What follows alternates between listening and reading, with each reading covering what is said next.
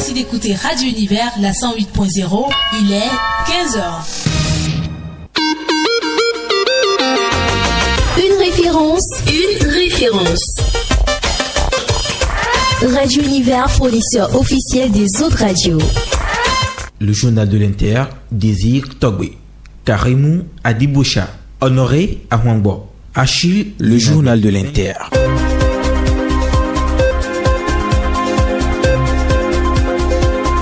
Le journal de l'Inter. Bonsoir à toutes et à tous, bienvenue dans ce journal, voici les titres.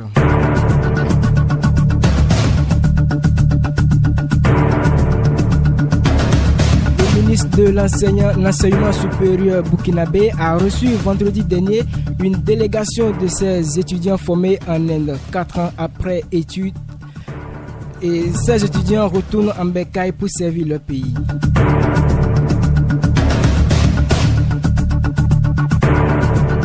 Le président de la transition, Brice Clotaire Oligui Nguema, a offert un bel spectacle à ses citoyens en marge des 64e anniversaire de l'indépendance dans la journée d'hier.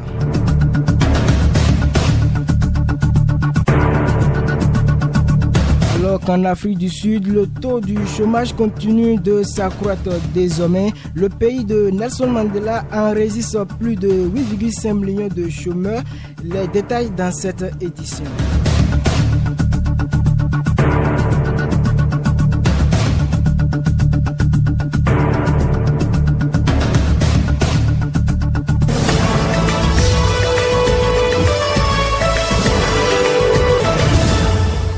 À nouveau, bonsoir. La première partie de ce journal sera assurée par Josiane Kounho. Josiane, bonsoir. On se rend au Nigeria où 20 étudiants en médecine, dont 12 venant de Jos, de l'état du Plateau, et 8 de Madaiguri dans l'état de Borno, ont été enlevés dans l'état de Benue au Nigeria le 15 août dernier. La Fédération catholique des étudiants en médecine et dentaire nigériane FECAB, ces étudiants ont été enlevés alors qu'ils se rendaient à leur convention annuelle à Enugu.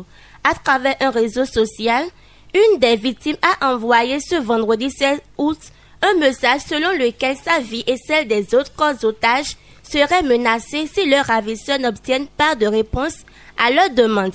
En effet, les ravisseurs de ces 20 étudiants exigent une rançon de 50 millions de naira, soit 28 000 euros. Il faut le rappeler, en 2022, une loi a été adoptée interdisant de verser de l'argent aux ravisseurs au Nigeria. La police nigériane déclare rechercher les étudiants de façon active. Il s'agit du 3e enlèvement visant des universitaires depuis 6 mois dans l'état de Benue. Comme je l'avais dit, désormais 8,5 millions de Sud-Africains sont sans emploi, soit plus du tiers de la population active. Le pays tient son palmarès de pays où le taux de chômage est plus élevé. Ce taux a augmenté de 33,5% au 2e trimestre. Les premiers chiffres de l'emploi depuis les élections générales de mai 2024 ont été publiés hier. Les statistiques du 2e trimestre ont démontré une augmentation de 32,9% à 33,5%. Ce taux de chômage plus élevé au monde de l'Afrique du Sud vient devant l'Angola, le Sénégal et le Soudan. L'université de Tunis se positionne désormais au premier rang dans le classement des universités africaines. L'information a été rendue publique sur les plateformes digitales.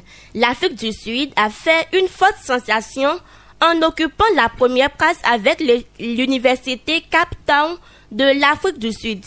L'université de Witwatersrand est 2e et celle du Caire occupe la 3e place. L'université de Tunis, El Manar de la Tunisie, vient refermer le classement de top 20, précédé du Ghana et de l'université Hassan de Casablanca. On reste toujours avec vous, Josiane. Les responsables administratifs de l'université virtuelle du Burkina Faso sont outillés sur les techniques d'élaboration du manuel de procédure. L'université virtuelle du Burkina Faso a organisé en collaboration avec la direction du développement institutionnel et de l'innovation du ministère de l'enseignement supérieur, de la recherche et de l'innovation, une session de formation au profit des responsables administratifs de ladite université le vendredi dernier, portée sur les techniques d'élaboration du manuel de procédure de l'ouverture des travaux. Cette formation a été dirigée par le président Tizane Daro, vice-président de l'université virtuelle du Burkina Faso. Pour lui, l'université virtuelle du Burkina Faso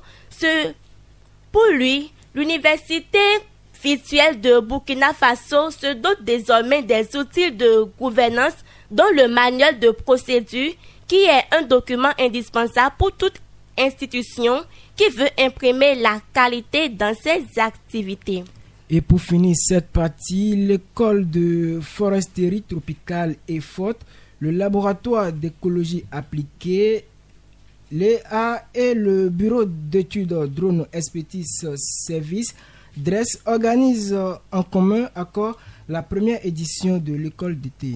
C'est une école qui vise à montrer l'importance de l'utilisation des UAVS dans la gestion durable des forêts, expliquer les techniques de pilotage de drones, exécuter une mission de vol libre et automatique, traiter les images de drones collectées et interpréter les résultats de l'imagerie drone sont les objectifs de l'école d'été. Elle va se dérouler du 9 au 11 septembre 2024 sur le campus d'Hawaï, Université nationale d'agriculture. Merci à vous, Josiane, pour ces informations. On installe à présent Aristide Razoumen pour la deuxième partie de cette édition.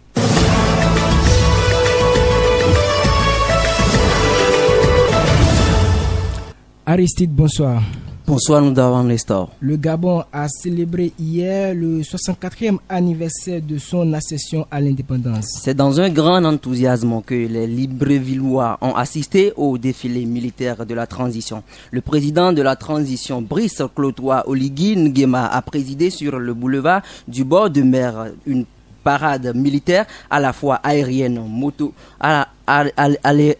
motique et motorisée et pédestre. Cette célébration a pris une dimension particulière, marquant le premier défilé sous l'ère de la transition. L'émotion était palpable parmi les Gabonais venant de toutes les villes. Le sentiment de renouveau était de toutes les livres, car pour beaucoup, cet événement marque une transition symbolique. L'enthousiasme de la foule était renforcé par les chants patriotiques des militaires qui haranguaient les spectateurs tout au long du défilé. Plusieurs Gabonais n'ont pas hésité à parcourir le long distance pour assister à cet événement. Il faut noter qu'après le défilé Ali Bongo en octobre 2018, la sède des Gabonais au défilé national du 7 août avait célébré assez de contrôle. En République démocratique du Congo, un conflit croissant oppose le ministre de la Justice aux magistrats regroupés au sein du syndicat autonome des magistrats du Congo, SINAMAC. Les magistrats reprochent à Constant Mutumba, ministre de la Justice du Congo, ces déclarations publiques qu'ils jugent injustes. Ils accusent Mutumba de rechercher à leur attribuer la responsabilité exclusive des dysfonctionnements de l'administration judiciaire. De son côté, le ministre de la Justice ne compte pas rester passif et souligner la nécessité de réformes audacieuses, touchant également les magistrats. Et c'est la fin de cette édition. À la réalisation, Jasmine Agombo. Aux cabines techniques, Odile Bokwe et Christelle Savi. À ce micro, je suis resté Nestor Ndawa. 70 km à la ronde. Ouida, Cotonou, Porto Novo, recevez Radio Univers.